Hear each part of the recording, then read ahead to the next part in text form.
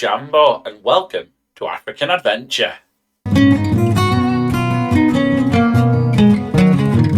So welcome to Africa, and despite what Jamie Carragher might tell you, this is a hotbed of football where it's treated almost on a religion level, much like South America. Unfortunately for the football manager community, the only league loadable on the vanilla database is South Africa. However, I've downloaded Timo's databases off FM Scout, and we are going to embark on a glorious adventure to try and win the African Champions League. And this is the guy who's going to lead us there. I've taken a leaf out of the second yellow card book of lore when he did African Adventure back a few seasons ago, and Richard Nangombe, the Snow Leopard, was a Namibian striker who scored an absolute hatful of goals at the very beginning of that save. So, he's the guy that I've chosen to take us on this adventure.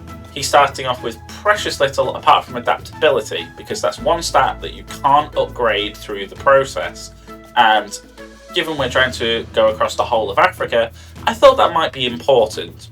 Now naturally, there was an awful lot of teams to choose from, and indeed more than what is shown on this list, because it took me a few months to actually go through and pick out a selection of teams that I felt were capable of meeting the strict criteria that it takes to pick a starting team in a save such as this. Let me show you the science behind choosing a starting team.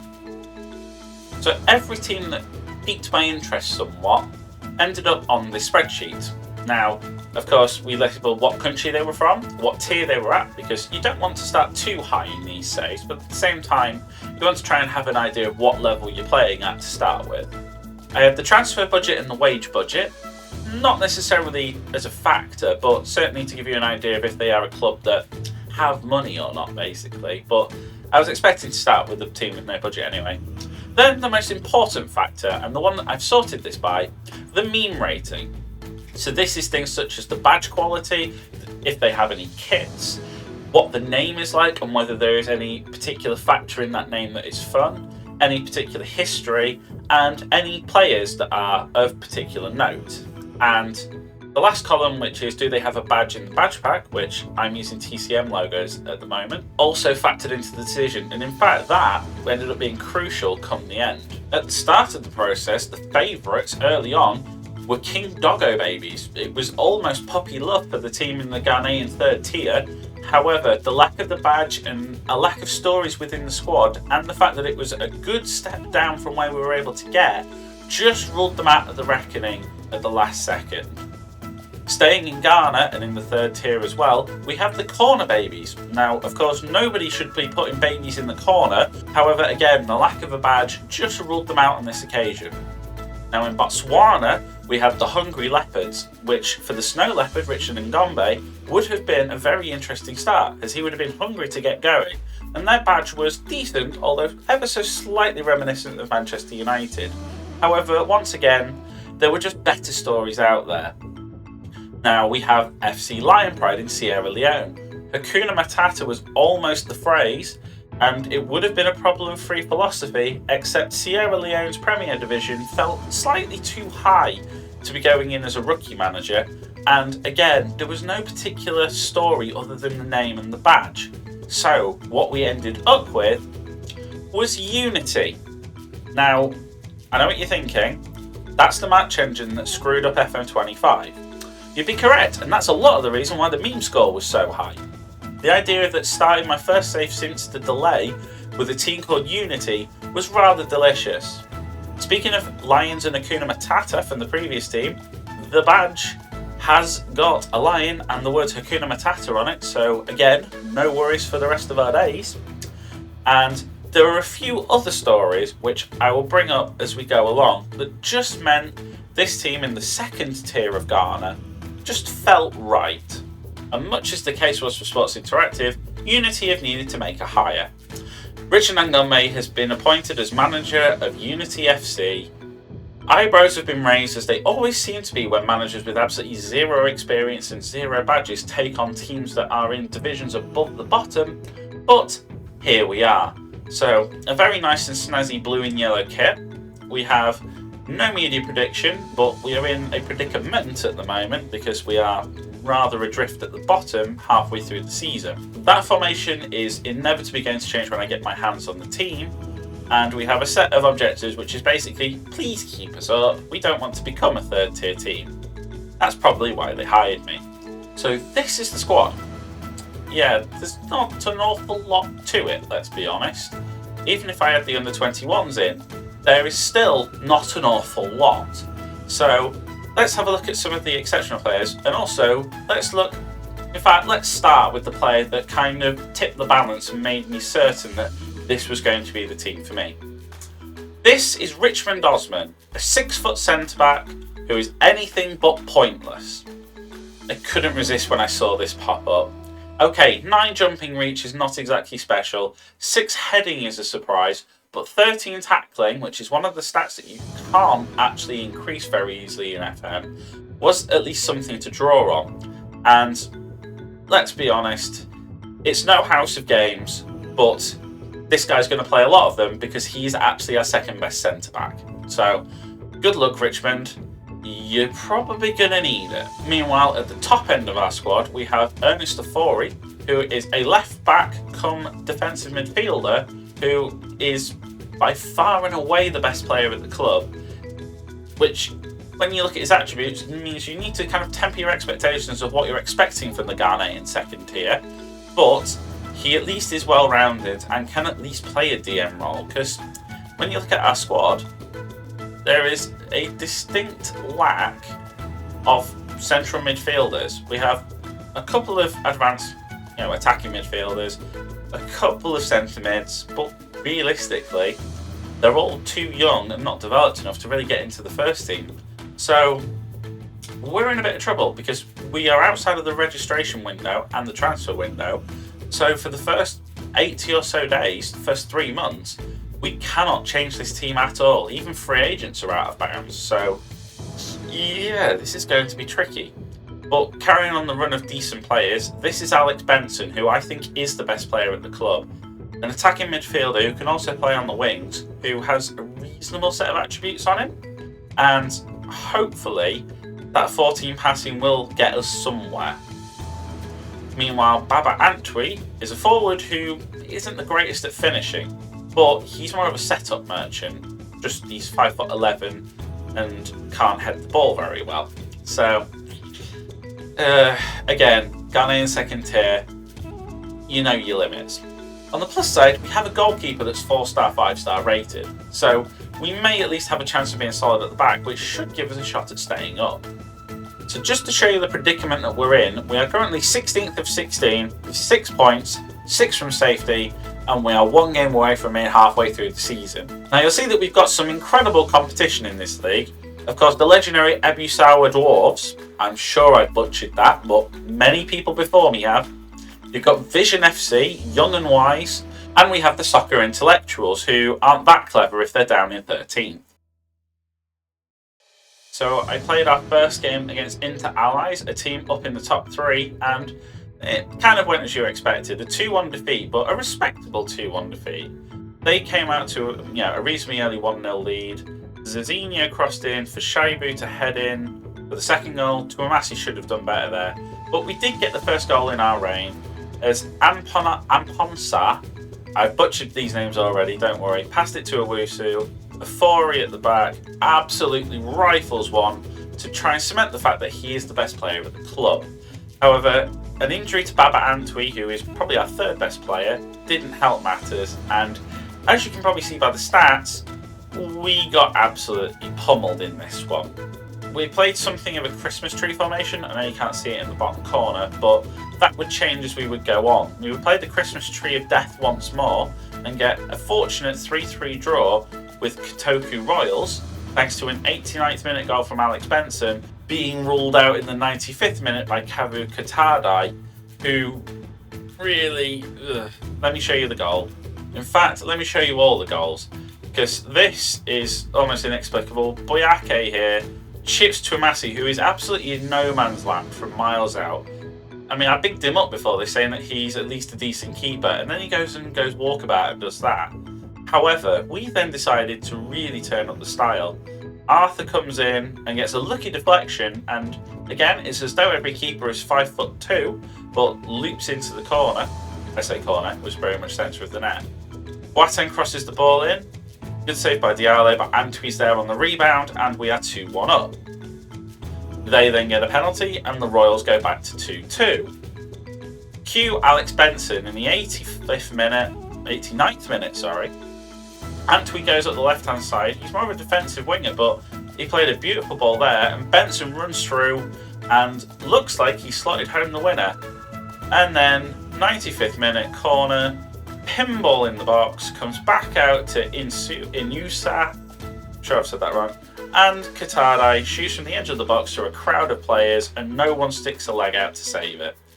Heartbreak, annoyance, and a draw. And they brought only 3 fans.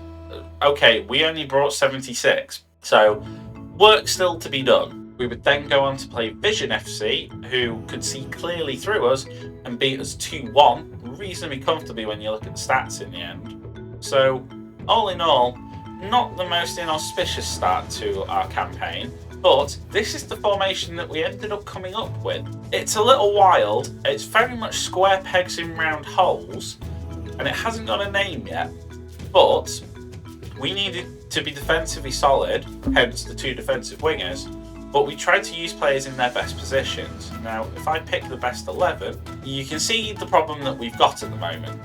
We have a lot of players unavailable through injury, and some of them unavailable due to registration issues, but hopefully through time we will be able to get some of these players back and firing on all cylinders. But for now, it's very much damage and limitation until the transfer window opens. So let's go out there and play a game against Wasunta. Yeah, let's see how this match pans out, because they are 6th in the league compared to our 16th, and we shouldn't really have much of a prayer, let's be honest. Tomasi's just dancing through everybody here. Sibo, Sarkodi, Tomasi, oh that's a good ball, good cross, Apoku, 1-0. You've got no VAR in this league, you've frankly barely got a linesman, let's be honest. You're lucky that we've got that. So 1-0 Wasunta, and it's been coming, and it's hardly a surprise. Down the right wing, getting absolutely cut open. I'll be honest, I think he was offside there. Apoku wasn't, but I think Tomasi was, but sadly, nothing I can do about that one in the lower leagues, and we are 1-0 down. Fori, Lamptey. Now Lamptey is a 17-year-old who only has silver stars. Oh, but this is a good ball. Antwi! At least we're getting chances again. That's something. That's about all I can give us, but we are creating chances. At the moment, I have no plan B for if any of this goes wrong and trying to get a goal. So, come along for the ride and learn with me. God, this game is highlight a minute, isn't it? We're in 32 minutes in. This is yet another highlight. Lamptey, surely! Yes! Eric Lamptey, 1-1. He's been decent for a silver-starred player. Let's be honest here. He's had to come in from the youth team because he's the only player who can play attacking midfield properly. But that's what he's done. It allows the wingers to be more defensive, and he has the right to go forward and shoot, and thankfully he did. It's 1-1, and half-time we are level. Somewhat surprising. I hope our 3 fans are delighted with what's happened so far. So, into the second half, I'm going to change absolutely nothing. I'm going to keep them happy, keep them on side, and see if maybe Lamptey could do something again.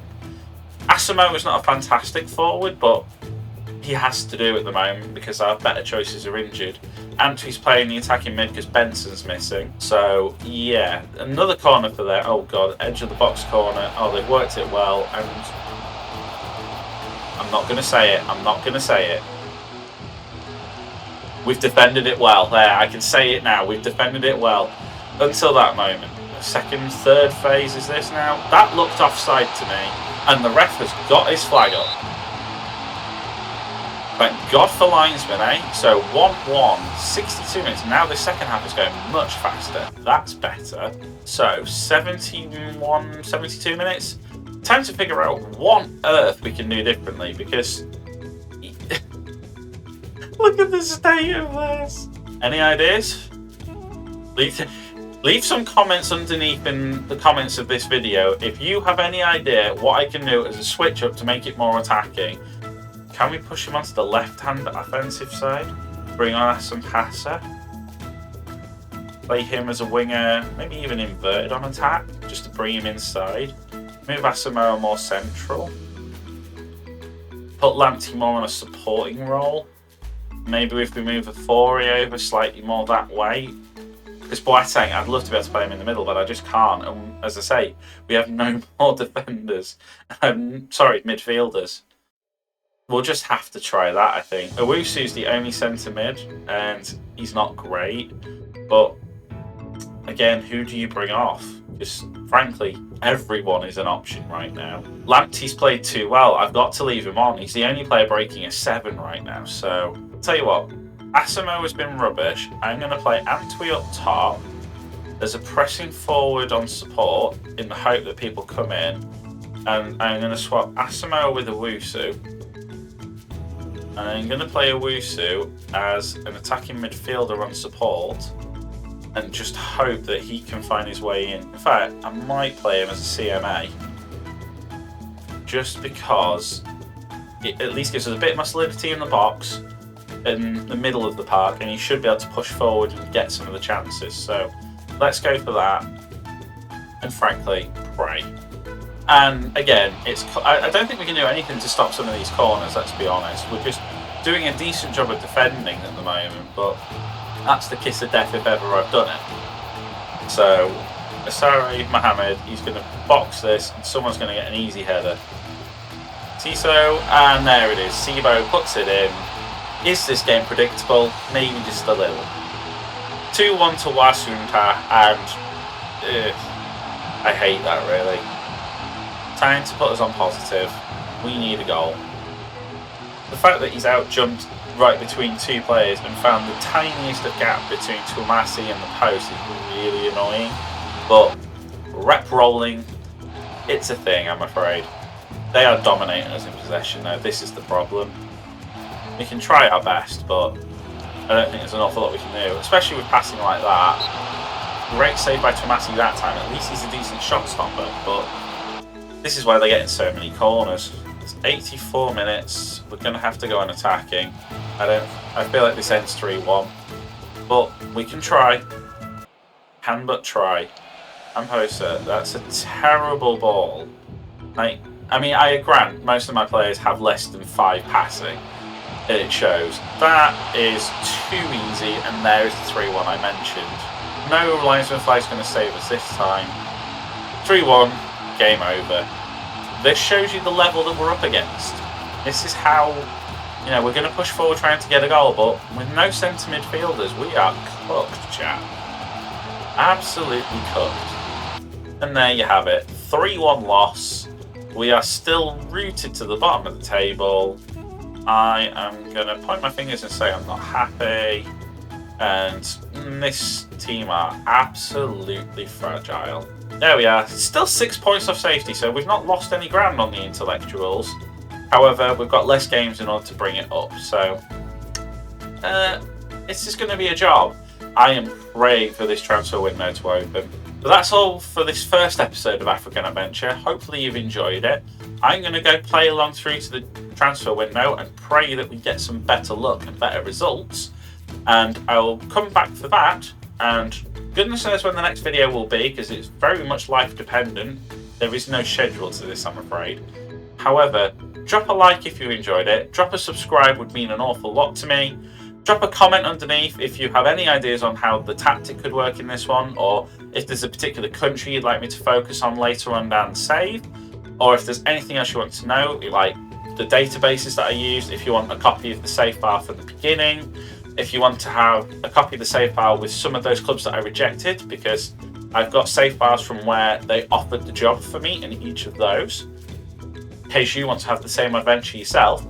But otherwise, thank you very much for watching, but for now, Wahiri, goodbye.